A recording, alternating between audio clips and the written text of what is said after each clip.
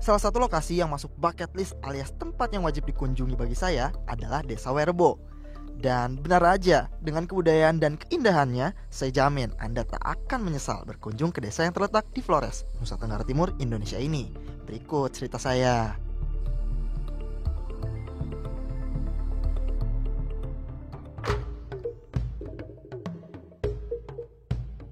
Perjalanan saya berawal dari Labuan Bajo menuju Golodamu, lalu berhenti di Tado. Dari sini, saya dan rekan-rekan bersiap untuk trekking menuju Werebo yang kurang lebih ditempuh dalam 2 jam. Dimulai dari pos 1 yang terletak setelah Kampung Denge.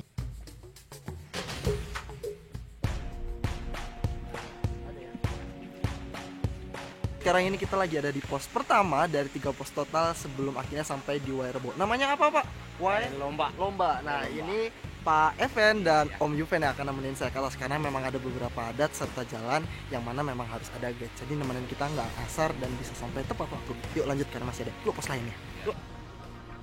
Salah satu tips buat yang mau ke Werebo, sebaiknya gunakan jasa guide ya, alias pemandu.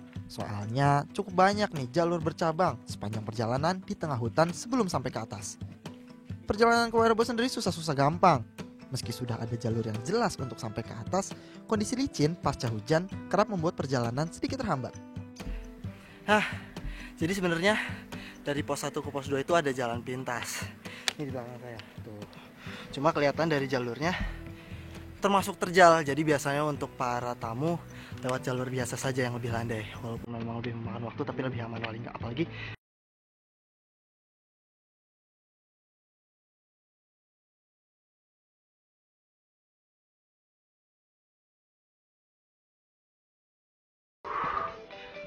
akhirnya sampai di pos 2 yang disebut Pos Soroko atau disebut juga sebagai puncak di mana pos 2 berada. Nah, nanti katanya sih kalau sudah sampai pos 2 ini berarti kalian sudah bisa dipastikan sampai Werebo karena setelah itu jalannya mendatar di pertengahan antara pos 2 dan pos 3-nya. Dan kalau kalian lihat ke sana, itu ada laut dan pedesaan sembari istirahat bisa lihat pemandangan yang menyejukkan mata.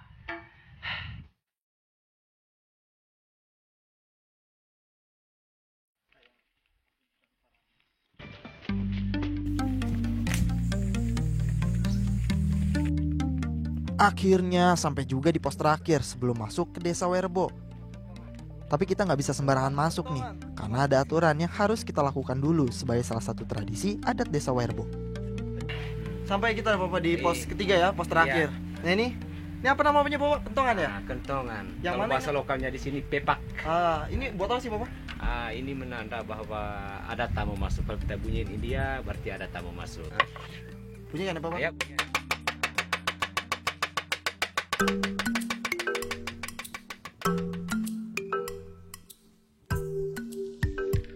Selamat datang di negeri di atas awan, Werebo. Baru sebentar saya menginjakkan kaki di sini, rasanya sudah betah. Mulai dari kehidupan warganya hingga suasana desanya yang jauh dari bisingnya perkotaan. Ramah tamah warga dan secangkir kopi seketika menghilangkan semua lelah saya setelah perjalanan tadi. Wah.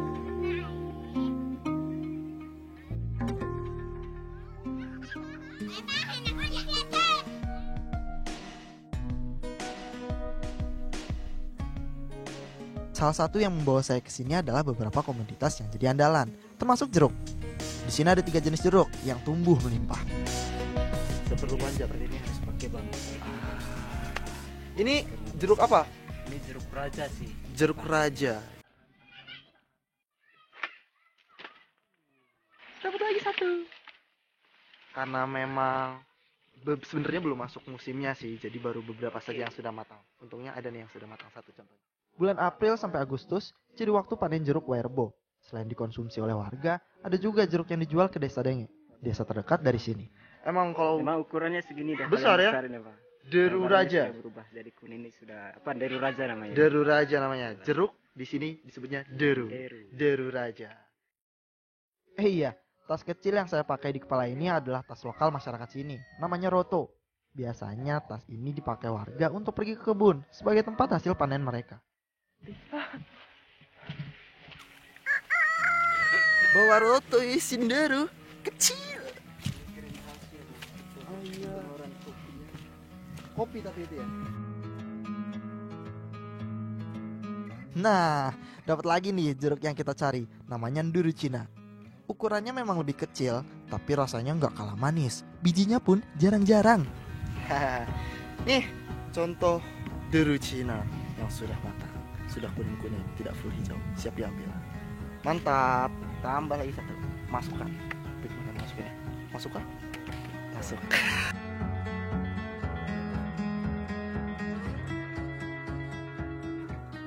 Beda sama kedua jenis jeruk lainnya. Jeruk yang satu ini paling unik, nduru pawo namanya. Gak susah juga untuk membedakan jeruk ini dari yang lain, karena bentuk luarnya aja udah unik. Dia agak lonjong Pak ya. Oh iya ujungnya ya. Rasa tadi agak bulat, tapi yang kayak gini atau nduru pawo ini agak lonjong kayak gini daun-daunnya. Ambil om satu boleh. Itu sudah. Oh sudah itu. Bisa dibedakan dengan nduru raja tadi ya. Bentuknya berbeda.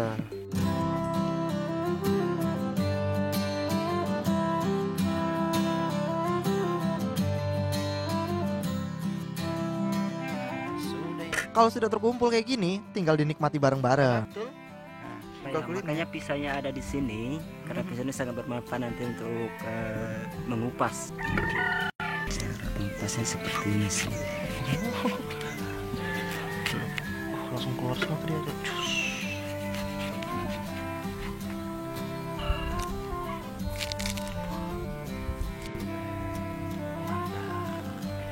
Derut aja. Kita coba ya kakak ya. Airnya banyak ya.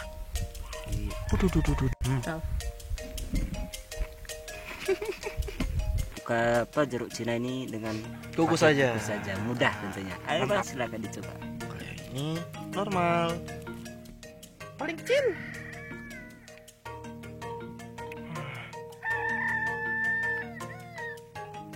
Mengobati rasa kecut yang tadi. Tentunya Bang. Betul sekali. Masih banyak keistimewaan Wairebo, jadi tetap di Indonesia bagus ya.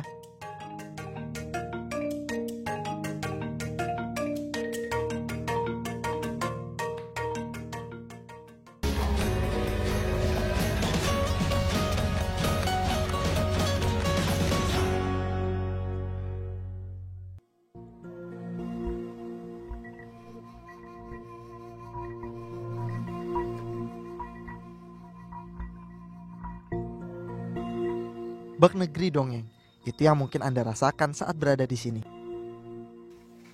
Ada sejarah yang unik sampai terciptanya perkampungan adat Wairebo yang kini sudah dihuni generasi ke-20. Berani menjaga adatnya dari terpaan perkembangan zaman, jadi nilai keunikan desa itu. Saya pun berkesempatan mengetahui sejarah panjang Wairebo dari Pak Yosef, salah satu tokoh adat Wairebo. Nenek kami namanya Maro dan bersama istri anaknya dulu katanya itu dalam sejarahnya itu bukan secara tulisan tetapi secara lisan saja menyampaikan bahwa asal usul mereka itu dari Minangkabau.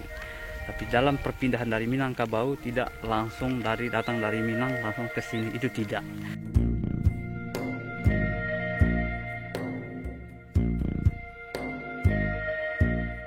Berdasarkan sejarah nenek moyang, Wairebo juga tidak begitu saja dipilih menjadi tempat tinggal dari sekian banyak tempat yang disinggahi. Desa ini memiliki dua syarat sebagai tempat tinggal berdasarkan mimpi yang didapat Maro, nenek moyang orang Wairebo. Pertama, daerahnya yang cocok untuk ditanami banyak tanaman guna menghidupi rakyat Wairebo. Yang kedua, tingkat kesehatan dan perkembangan biakan manusianya yang tidak sepadat pulau-pulau lain dalam perjalanan Maro. Pada tahun 2012, UNESCO memberikan Asia Pacific Heritage Award for Cultural Heritage Conservation atas usaha warga lokal mempertahankan keutuhan Baruniang, rumah khas Wairebo. Usaha restorasi dan konservasi pada 7 rumah utama sangat dihargai karena memiliki kesulitan dan tantangan tersendiri. Setiap rumah pun memiliki namanya masing-masing, diambil dari nama para petinggi adat pada zaman dahulu. Dan ini dia titik pusat dari Wairebo, Compang namanya. Nah, Bapak Yosef, ini sejak saya awal datang sudah melihat ini Compang sebagai center dari Desa Wairebo sendiri. Tapi boleh diceritakan tidak Pak terkait dengan sejarah, kenapa bisa pada akhirnya terbentuk sebuah Compang itu? Compang ini adalah sebuah titik sentral dari titik pusat kampung ini karena diamatkan alam. Jadi ada gunung melingkar bulat di sekitar kampung ini. Jadi Compang ini juga bulat. Tata rumah rumah adat ini juga bulat mengelilingi Compang, dan semua arah pintu rumah adat dari Tujuniang ini semuanya berarah ke sini. Nah, Compang itu adalah sebuah tempat yang sangat disakralkan untuk pendekatan terhadap Tuhan, terhadap alam, dan terhadap leluhur. Sehingga setiap tahun masyarakat adat Werebo berhubungan atau membuat ritual di Compang dan di rumah adat itu 3 kali setahun. Memiliki 5 tingkat di setiap rumah, banyak nilai filosofi dalam satu baru niang di samping fungsi di tiap lantainya. Dari ujung niang yang menggambarkan kekuatan, 2 batang yang mengikat tiang utama sebagai penggambaran kehidupan manusia sebagai makhluk sosial, hingga tempat memasak mereka yang memiliki nilai kehangatan dan kekenyangan bagi seluruh keluarga yang hidup di dalam satu baru niang.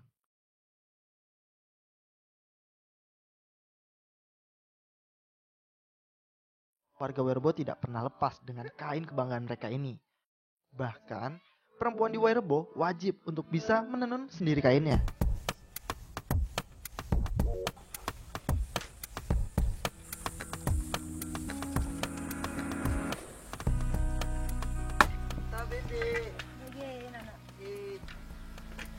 Aceh aku bantu Iteko.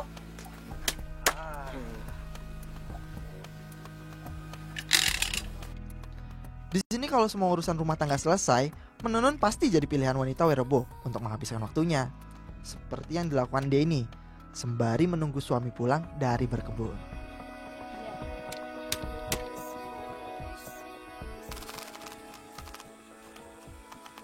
Kalau misalkan untuk satu songke sendiri ini bisa jadi berapa lama, Deh? 2 bulan. 2 bulan. 2 bulan. 2 bulan. Iya, 2 bulan. Oh.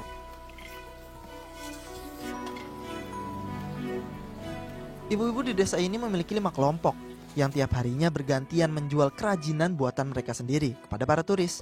Sistem ini dibuat agar pembagian keuntungan di tiap kelompok lebih adil tanpa ada saling rebut konsumen. Keren. Kalau di Werebo sendiri, kain surak jadi primadonanya. Kain khas bermotif garis ini lebih variatif dibanding kain songke yang berdasarkan warna hitam. Dibanderol mulai Rp500.000 saja kok. Gak mahal dong dibandingin jaket atau sepatu bermerek yang biasa kalian pakai. Ayo dukung produk lokal. Untuk buat satu kain bisa menghabiskan waktu 2 bulan loh. Jadi kalau ke Werebo tapi gak beli kainnya langsung, rugi kan?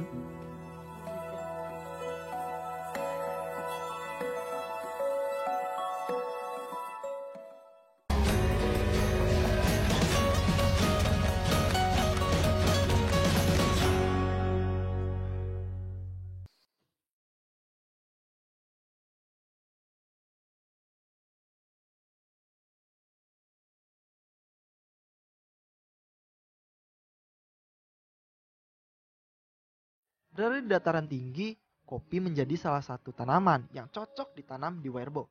Gak main-main, ada 3 jenis kopi yang bisa tumbuh di sini: Robusta, Arabica, dan Colombia. Kali ini Mama Sita yang menemani saya. Selain sebagai ibu rumah tangga, Mama Sita ini juga turun langsung loh untuk mengurus kebun kopi miliknya. Karena kontur datarannya yang berbukit, kebun kopi di sini menyebar. Nah, akhirnya ketemu ini. Betul ya Mama ya, ini warnanya sudah mulai merah gelap ya. Ini sudah siap dipetik Ini untuk diambil. Matang betul sudah. Sudah yang matang betul Iya, ini ya.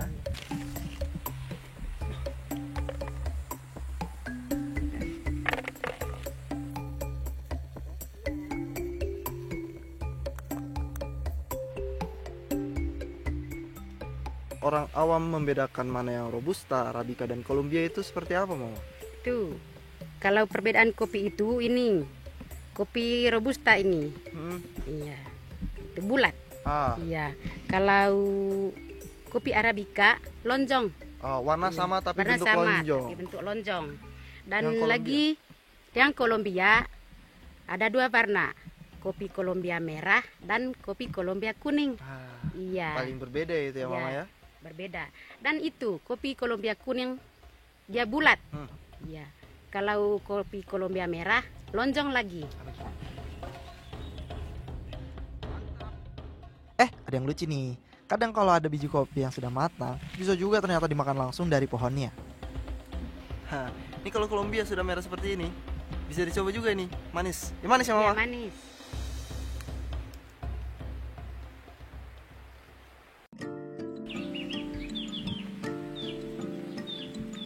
Roto sudah penuh, saatnya menumbuk untuk segera dijemur.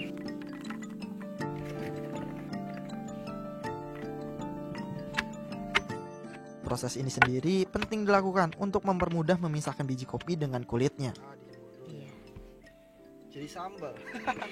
Nah, kalau sudah begini tinggal dijemur. Begini kira-kira biji kopi yang sudah melewati masa jemur. Eits, tapi belum selesai. Biji kopi yang sudah kering tadi masih harus ditumbuk lagi. Bisa ngerai ditumbuk lagi. Jadi ada 3 kali proses penumbukan. Kalau yang tadi untuk memisahkan kulit dengan si biji kopi, yang ini dari yang tadi sudah kering ditumbuk lagi baru disangrai. Nah nanti sisa-sisanya itu nanti ditumbuk lagi.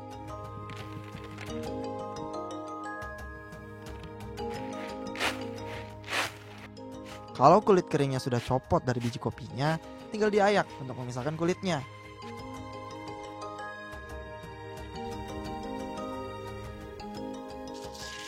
Saatnya kopi disangrai.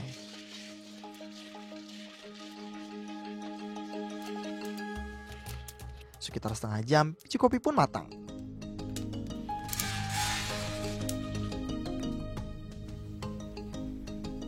Kita ambil dari kualinya, digigit begini. Kalau rasanya krik, berarti sudah matang betul.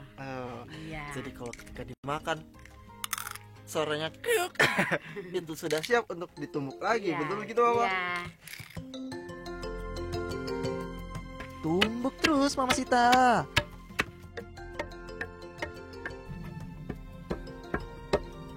Gak lama biji yang tadinya kasar pun sudah halus.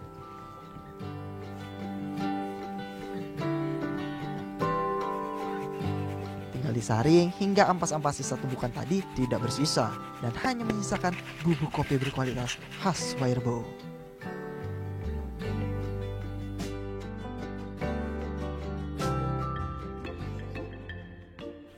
Kurang kalau ngopi tapi nggak ditemenin sama cemilan yang nggak kalah khas. Tenang, ada cemilan khas yang namanya empek. Dibuat dari ubi, pisang, juga tepung terigu.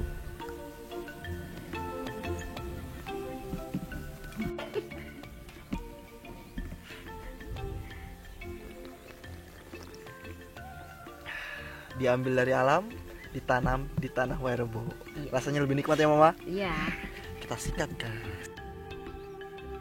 Mama. Bisa apa Mama?